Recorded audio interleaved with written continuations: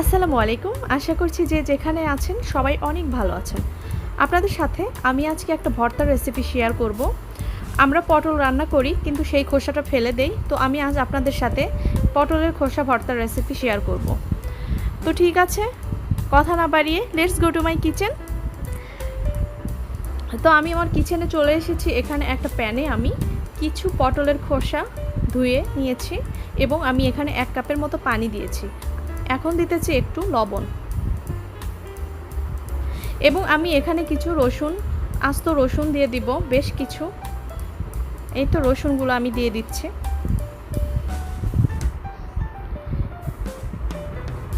সামান্য একটু আদা দিব আমি এখানে, আস্ত একদম আদা। হ্যাঁ,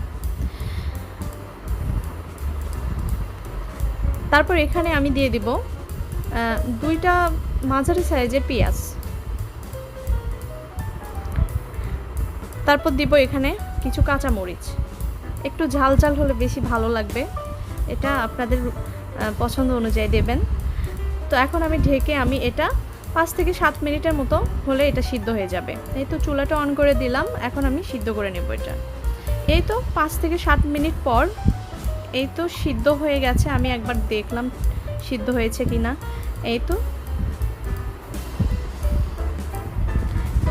ঠিক আমি যতটুক পানি দিয়েছিলাম ততটুক পানি সিদ্ধ হতে লেগেছে, পানিটা ফেলে দেওয়ার প্রয়োজন হয়নি। আপনারাও চাইবেন যে যতটুক খোসা নেবেন ঠিক তার অর্ধেকটা পানি দেবেন। আমি দেখলাম সিদ্ধ হয়েছে কিনা। হ্যাঁ, সিদ্ধ হয়েছে। ঠিক আছে, এটা এখন ঠান্ডা করতে দিয়েছি আমি।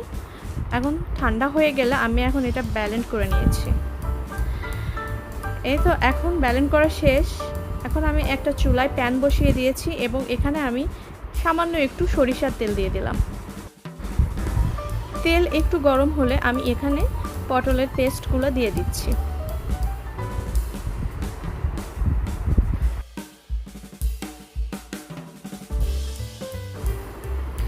সবগুলো পেস্ট দেওয়া শেষ হলে এই তো এইভাবে নাড়তে থাকতে হবে অনবরত, তাছাড়া নিচে লেগে পুড়ে যাবে।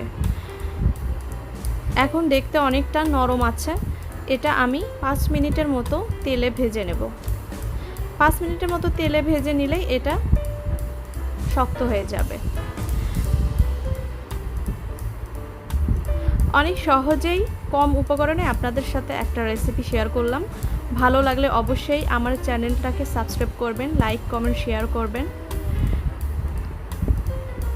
এই তো আমার রেসিপিটা কমপ্লিট, ঠিক এই রকম হবে দেখতে। তো ঠিক আছে, আজকের মতো এখানে শেষ করছি। আল্লাহ হাফেজ।